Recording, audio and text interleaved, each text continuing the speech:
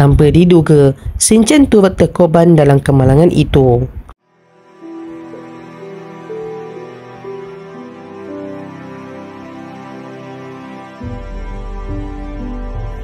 Shinosuke Nohara atau lebih dikenali sebagai Shinchan merupakan salah satu dari ribuan animasi yang berasal dari negara Jepun.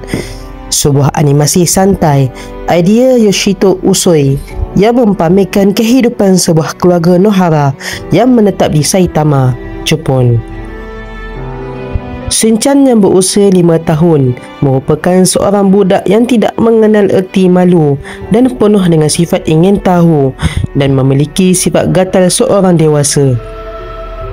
Bermula dengan edisi majalah manga, akhirnya animasi ini diterbitkan di TV Asahi sebagai anime. Siri kartun dari Jepun karya Yoshito Usui yang memberikan anda gelak ketawa dan membuatkan anda rasa terhibur dengan setiap adegan Shinchan, Himawari dan rakan-rakannya. Namun, tahukah anda ada satu kisah sedih di sebalik gelak ketawa pada animasi Shinchan?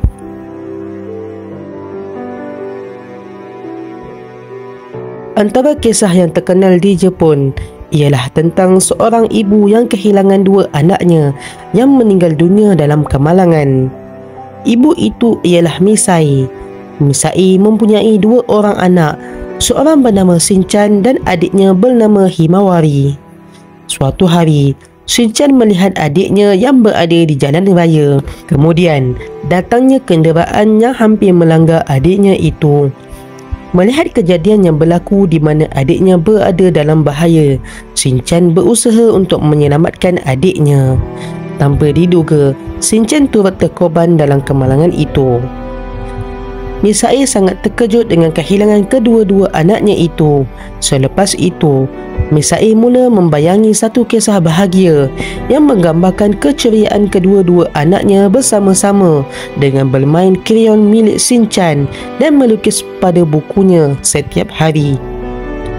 Kisah hidup Misai ini dijadikan inspirasi untuk anime krayon Shinchan ini. Shinchan dan Himawari muncul dalam manga krayon Shinchan adalah bersumberkan cerita kedua-dua anak Misai yang meninggal dunia.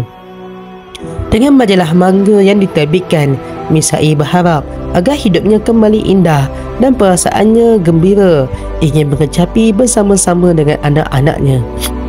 Dikabarkan bahawa penulis Yoshito Usui sempat menulis kisah ini di halaman pertama, episod pertama krayon Shinchan.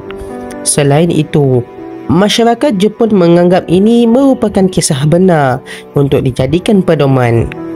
Walaupun kartun animasi krayon Shinchan mendapat tarikan di seluruh dunia, namun pada September 2009, negara matahari itu digemparkan dengan kematian Yoshito Usui.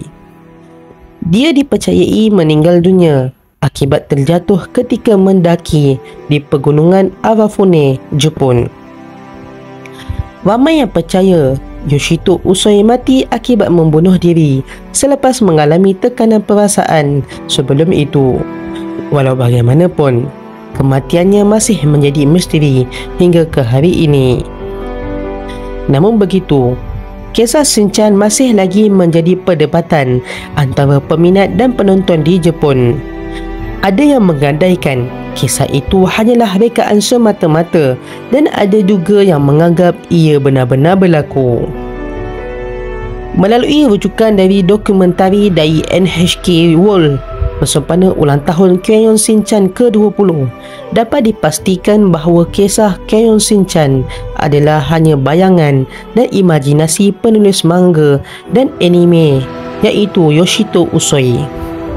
Menurut Kayusuke Hayashi, Manager Director of Comic Publishing Division krayon Shinchan, pada awalnya bermula dari olahan dari sebuah lagi majalah manga iaitu Darakuya Store Story.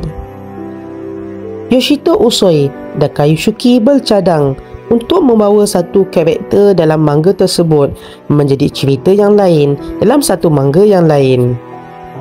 Apapun, di Malaysia, krayon Shinchan lebih ramai yang menontonnya atau dibaca oleh kanak-kanak. Tapi di Jepun, anime ini merupakan kegemaran orang dewasa yang sangat suka untuk dijadikan hiburan mengisi masa lapang.